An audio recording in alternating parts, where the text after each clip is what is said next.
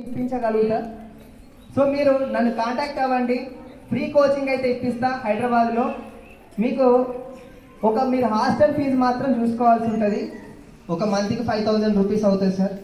Maximum 2 months ఉంటుంది coaching. 10th exams అయిపోయిన వెంటనే స్టార్ట్ అవుతుంది. దానికి మధ్యలో ఒక 1.5 month ఉంటుంది కావచ్చు. దాన్ని మీరు వెళ్ళని గైడ్ చేయండి. నేనైతే కోచింగ్ ఫీ మాత్రం చూసుకోగలను సార్. ఓకేనా? సో స్టేట్లోనే నెంబర్ 1 పాలిసెట్ ర్యాంక్స్ అయితే వస్తాయి. ఇంకొకటి, మీకు ఫర్దర్గా మీరు ఇంజనీరింగ్కి వెళ్ళినా సరే గేట్ గురించి కావాలన్నా, ఇందాక మీకు చెప్పినటువంటి IAS IPS ఇలాంటివి కావాలన్నా సరే నేనైతే ఎప్పటికీ మీకు రెడీగా ఉంటా. ఏదైనా గైడ్ చేయడానికి నేను రెడీ. ఓకేనా? ఇంకేదైనా ఇన్ఫర్మేషన్ కావాలన్నా నేనైతే చెప్తూ ఉంటా. ఇక జాబ్స్ విషయం మాత్రం కనుక చూసుకుంటే నాకు జాబ్ కూడా ఈజీగా రాలేదు. అంత కష్టపడిన 2019 నుంచి టీచింగ్ చేసుకుంటూ కూడా ఈ రీసెర్చ్ ఎగ్జామ్స్కి అయితే ఎగ్జామ్స్ రాసినా కానీ 2019లో ఏ ఎగ్జామ్ క్లియర్ చేయలేకపోయినా, 20లో క్లియర్ చేయలేకపోయినా, 21లా రిటర్న్ టెస్ట్ క్లియర్ అయ్యేది, ఇంటర్వ్యూకి పోయినా ఇంటర్వ్యూలో ఫెయిల్ అయ్యేది. అట్లా ఒకటి కాదు, బార్కుకి 4 సార్లు పోయినా.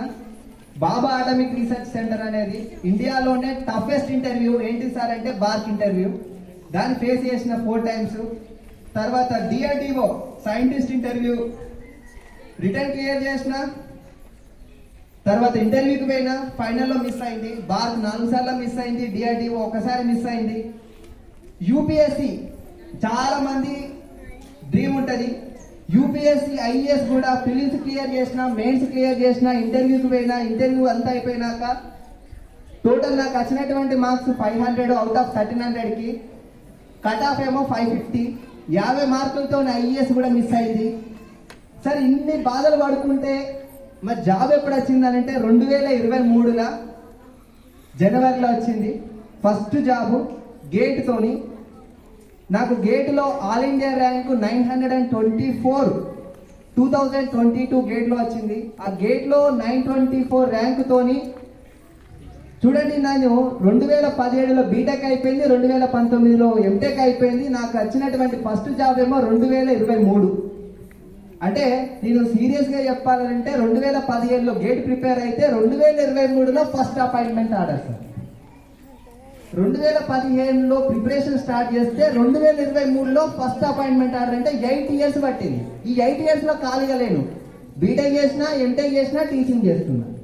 సో నేను టార్గెట్ రీచ్ అవ్వడానికి 8 years పట్టింది. First appointment order coal India నుంచి వచ్చింది గేట్తోని. తర్వాత వెంటనేగా 1 monthలోనే DSR వచ్చినాయి.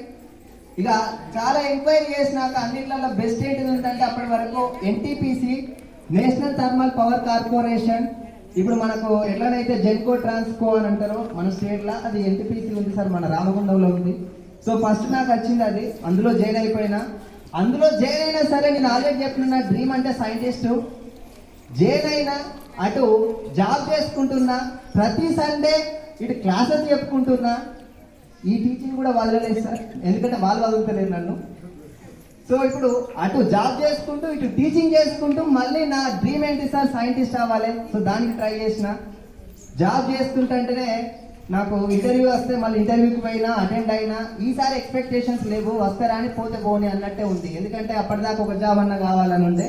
సో వన్స్ NTPCలో జాయిన్ అయినాక ఒక కాన్ఫిడెన్స్ అయితే వచ్చింది. అప్పటిదాకా భయం ఉంది. నేను అప్పటిదాకా ఇంటర్వ్యూస్ అన్ని ఫెయిల్ అవ్వడానికి రీజన్ కూడా ఏంటిదనంటే, ఇంత దూరం వచ్చినాం, ఇక ఆయనతో ఎందుకు పోవాలి అన్న ఒక ఇంటెన్షన్తోని కాన్ఫిడెన్స్ లెవెల్ తగ్గేశారు ఫైనల్గా. కానీ ఎప్పుడైతే NTPCలో జాబ్ చేస్తున్నానో అప్పుడు ఒక కాన్ఫిడెన్స్ ఏమైందంటే, ఇక ఫైనల్లో వచ్చినా రాకున్నా నాకేం ప్రాబ్లం లేదు. వచ్చినా రాకున్నా ఎటువంటి ప్రాబ్లం లేదన్నప్పుడే మనం కాన్ఫిడెంట్గా ఉంటాం. సో మనిషికి కావాల్సింది ఇంకొకటి ఏంటిదంటే కాన్ఫిడెన్స్. సో నా కాన్ఫిడెన్స్తోనే ఫస్ట్ 4 సంవత్సరాలు సెలెక్ట్ కాలేదు.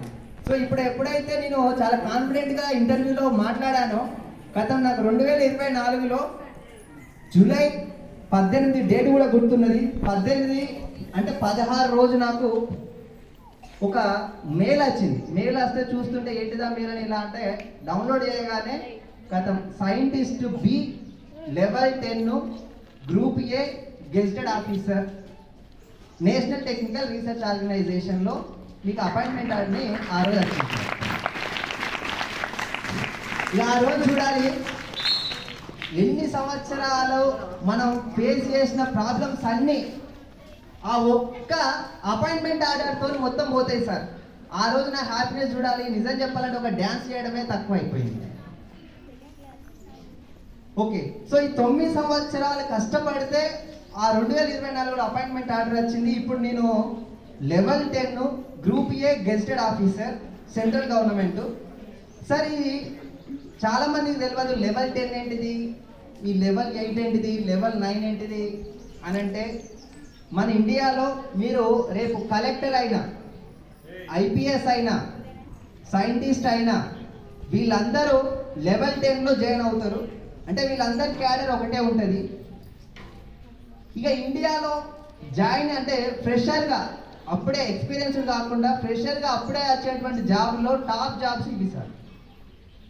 సో ఇప్పుడు నేను ఒక సైంటిస్ట్ బీగా ఉన్నా, గెస్టెడ్ ఆఫీసర్ గ్రూప్ ఏ అని అంటున్నారు. కానీ ఇంకొకటి ఫర్దర్గా ఇక డ్రీమ్ కూడా ఇంకొకటి ఉన్నాయి సార్. అది మళ్ళీ అచీవ్ చేసినాక మళ్ళీ మీరు పిలుస్తారు, మళ్ళీ ఆ రోజు మాట్లాడుకుందాం. సో నా జర్నీ అయితే ఇలా సాగిపోతుంది. ఇక నేను ఇంతగానో మీకు చెప్పడానికి రీజన్ ఒకటే సార్. స్టూడెంట్స్ అయినా మీరు ఫ్యాకల్టీస్ అయినా గైడ్ చేయండి, మోటివేట్ చేయండి. ఎందుకంటే వాళ్ళు మైండ్ సెట్ని చేంజ్ చేయాల్సిందంతా మీ చేతుల్లోనే ఉంది. నేను ప్రతి ఒక్క సార్ని అండ్ మేడంని రిక్వెస్ట్ చేస్తున్నా. ఎందుకు అని అంటే ఒక అపోహ ఉంటుంది, సిబిఎస్ఈ స్కూళ్ళల్లో చదువుకుంటేనే, ఏదో పెద్ద పెద్ద ఐఐటి ఎన్ఐటి ఫౌండేషన్ స్కూళ్ళల్లో చదువుకుంటేనే ఆ స్కూళ్ళల్లో పిల్లలకే ఐఐటిలో సీట్లు వస్తాయి, ఆ స్కూళ్ళ పిల్లలే సైంటిస్టులు అవుతారు అనే అపోహ తీసేయాలంటే అది మీ చేతుల్లో ఉంది సార్. సో మన పిల్లలు కూడా చదువుకొని సక్సెస్ అవ్వచ్చు. దానికి ఎగ్జాంపుల్ నేనే సార్. మీరు చెప్పిన చదువు వల్లనే నేను ఈరోజు ఇలా అయ్యాను. సో అదేవిధంగా మీరు ప్రతి ఒక్క స్టూడెంట్స్ని కేర్ చేయండి, గైడ్ చేయండి. ఎవరికైనా పేరెంట్స్లో అయినా వాళ్ళ బ్యాక్గ్రౌండ్ తెలిసి ఉంటే మంచిగా చదివే స్టూడెంట్స్ వాళ్ళ పేరెంట్స్ని కూడా పిలిపించి చదివించేలాగా మీరైతే హెల్ప్ చేయండి సార్. అంటే ఫైనాన్షియల్గా మనం ఏం హెల్ప్ చేయకపోయినా ఒక మాట సాయం మాత్రం చేయాలి. ఎందుకంటే ఈ స్టేజ్ చాలా ఇంపార్టెంట్. మీకు ఒక క్లాస్ కూడా మిస్ అవ్వద్దు, ఒక టాపిక్ కూడా అర్థం కాకపోయినా మీరు వదిలేయద్దు.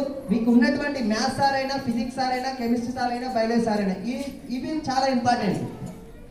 ఇవి మాత్రం చాలా important. Physics, chemistry, maths, biology ఈ 4 సబ్జెక్టులు మీకు ఏ ఒక్క చిన్న డౌట్ ఉన్నా వెంటనే అడగండి, క్లారిఫై చేసుకోండి, దీంట్లో ఎక్స్పర్ట్ కాండి.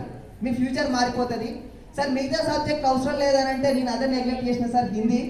కానీ నాకు హిందీ చాలా ప్రాబ్లం అయింది. అంటే నేను ఫైనల్గా సైంటిస్ట్ అయినా, లేకపోతే నేను ఎన్టీపీసీలో జాబ్ చేసినా, నాకు పోస్టింగ్ జార్ఖండ్లో ఇచ్చిండు, ఇప్పుడు ప్రజెంట్ ఢిల్లీలో ఇచ్చిండు. కమ్యూనికేషన్ ప్రాబ్లం అవుతుంది సార్. నేను ఇంగ్లీష్లో మాట్లాడుతుంటే నార్త్ వాళ్ళకి ఇంగ్లీష్ రాదు, ఇక తెలుగులో అంటేనే వీలు కాదు. సో ఇది కూడా ఇంపార్టెంట్. లాంగ్వేజెస్ కూడా నెగ్లెక్ట్ చేయొద్దు. ఎందుకంటే మీరు ఫ్యూచర్లో మీరు మల్టీనేషనల్ కంపెనీలో జాయిన్ అవుతారు కాబట్టి ఇంగ్లీష్ కావాలి. సెంట్రల్ గవర్నమెంట్ జాబ్స్ ఇండియాలో జాయిన్ అవుతే హిందీ రావాలి. సో తెలుగు ఒకటే కాదు, మనకి లాంగ్వేజెస్ మాత్రం నెగ్లెక్ట్ చేయద్దు. హిందీ బాగా నేర్చుకోండి, ఇంగ్లీష్ బాగా నేర్చుకోండి. ఓకేనా? రైట్గా. సో ఈ అవకాశం ఇచ్చిన మన తిరుపతి సార్ గారికి మళ్ళొకసారి కృతజ్ఞతలు పెట్టుకుంటూ